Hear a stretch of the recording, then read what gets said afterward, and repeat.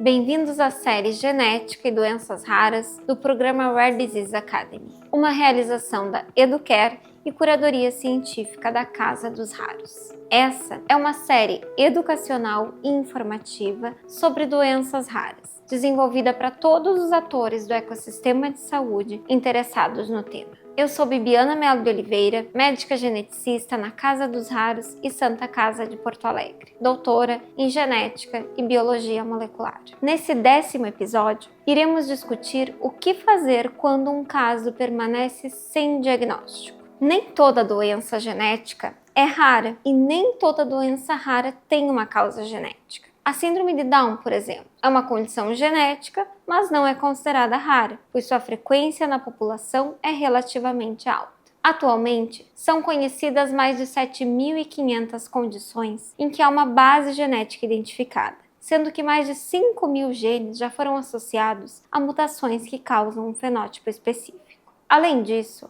há mais de 7.000 doenças raras descritas, a maioria delas com causas genéticas, mas outras com fatores ambientais ou ainda multifatoriais envolvidos.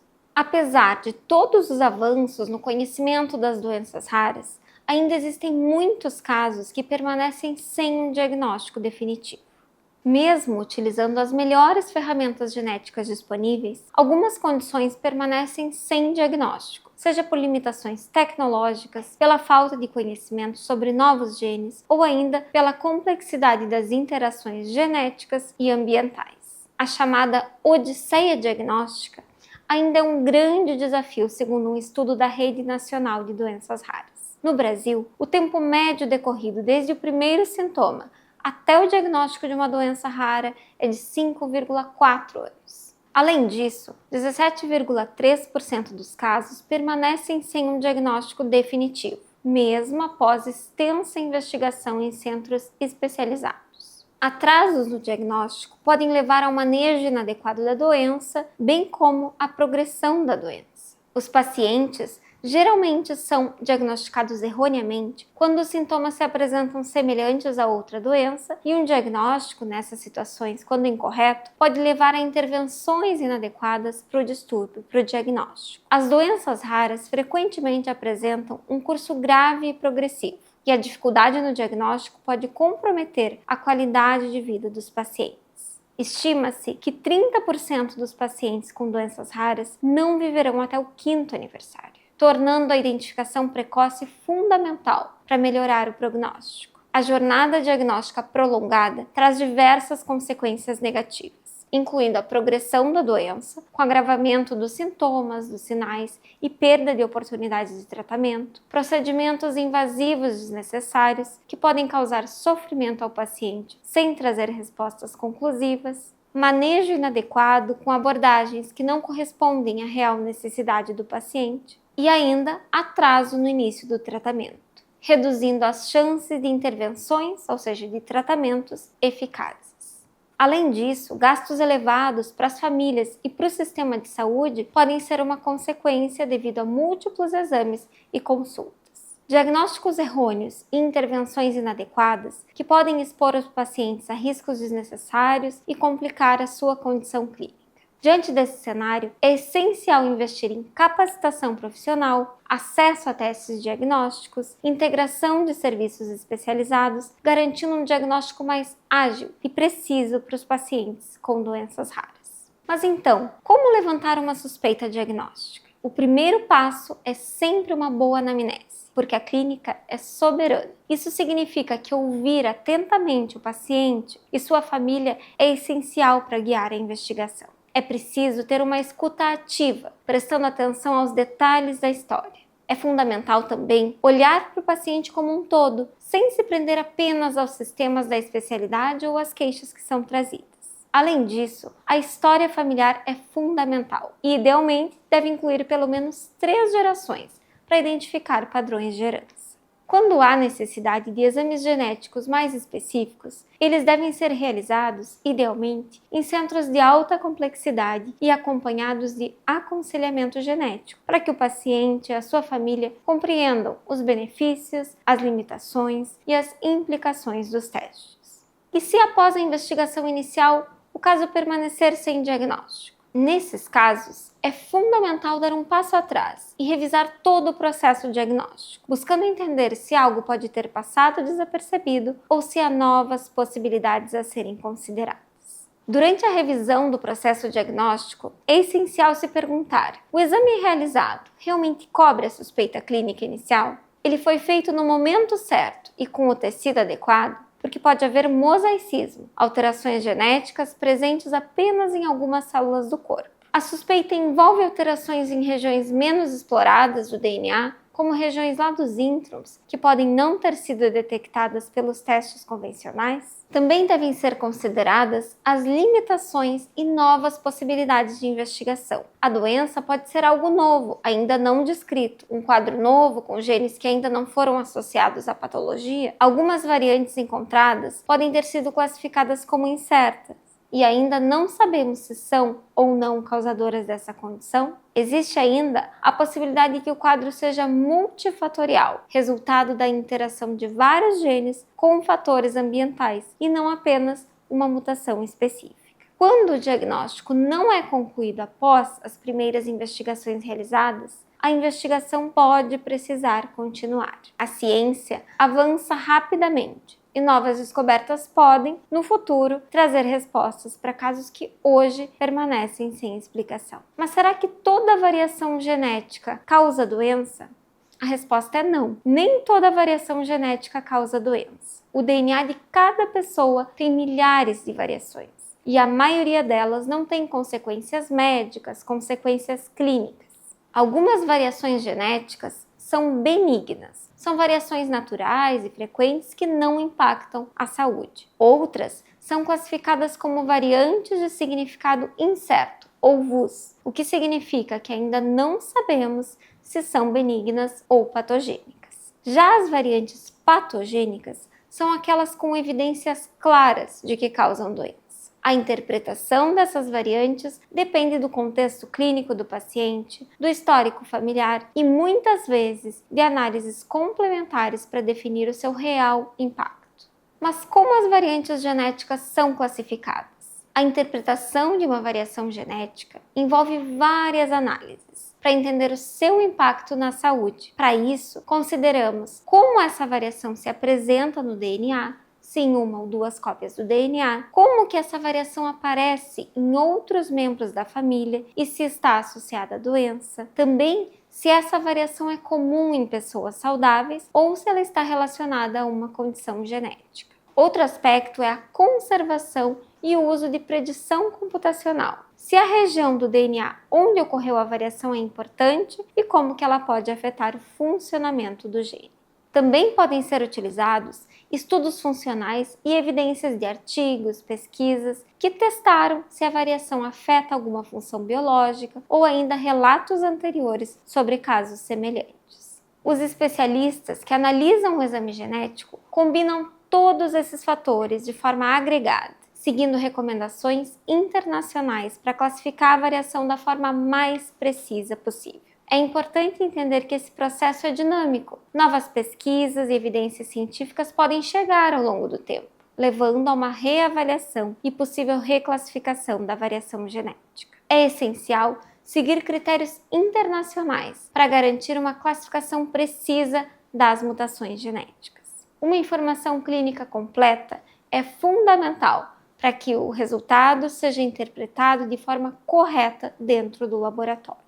A partir de todas essas características, podemos classificar uma variação genética de forma adequada e recorrer também a bancos de dados ou até mesmo ao acompanhamento da literatura científica dos artigos para validar os achados. Além disso, em alguns casos, podem ser necessários estudos funcionais e análises da proteína para entender melhor o impacto dessa variação genética. Variantes de significado incerto são comuns, mas muitas vezes acabam sendo reclassificadas ao longo do tempo, entendendo que elas podem vir a ser benignas ou em menor número, vindo a serem reclassificadas como patogênicas. O aperfeiçoamento contínuo dos critérios que dizem se uma variante é patogênica ou benigna é um processo essencial e ele vem sendo conduzido por iniciativas mundiais. Esse trabalho busca atualizar e refinar o que se usa para a interpretação das variantes genéticas, garantindo classificações mais precisas e confiáveis à medida que novas evidências científicas surgem. E se eu encontro uma variante de significado incerto? O que fazer? Em 10% dos casos, as variantes de significado incerto podem ser relevantes, ou seja, ter importância para a saúde. Várias estratégias podem ser empregadas para buscar a reclassificação dessa variante. Por exemplo, realizar provas funcionais pode ajudar a determinar o impacto da mutação na função da proteína associada, correlacionando, por exemplo, com a atividade de uma enzima ou com biomarcadores, com a medida de substâncias químicas.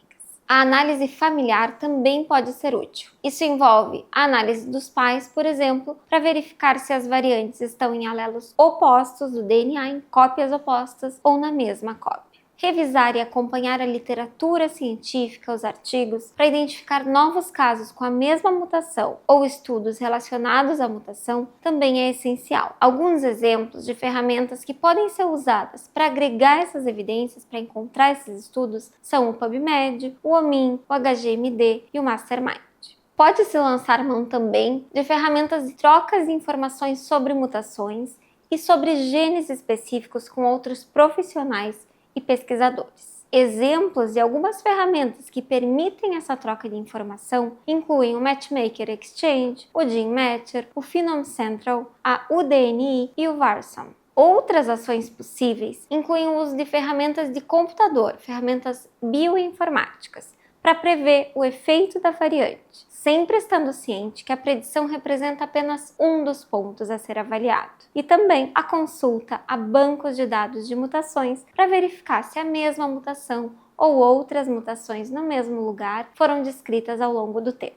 Exemplos de ferramentas que podem ser utilizadas para buscar esse tipo de informação sobre variantes são o ClinGen, o ClinVar, o DGV e o Leiden, por exemplo. E às vezes, pode ser que nada seja identificado no exame genético, nem mesmo uma variante de significado incerto. É fundamental ter ciência que todos esses testes foram desenvolvidos para identificar doenças monogênicas, causadas por um único gene, e também doenças cromossômicas. No entanto, deve-se ter consciência de que nem todas as doenças raras têm uma causa genética única e identificável. Muitas doenças podem ter uma origem multifatorial, envolvendo a interação entre fatores genéticos e ambientais, ou ainda podem ser poligênicas, resultando da combinação de várias variações em diferentes genes. Uma investigação genética negativa não exclui a possibilidade de uma condição hereditária, mas pode indicar que o quadro tem uma origem multifatorial ou poligênica, exigindo outras abordagens diagnósticas e também de tratamento. Quando o sequenciamento do exoma não consegue fornecer um diagnóstico, existem várias tecnologias e métodos adicionais que podem ajudar a identificar doenças raras. Essas abordagens se complementam e ajudam a preencher possíveis lacunas.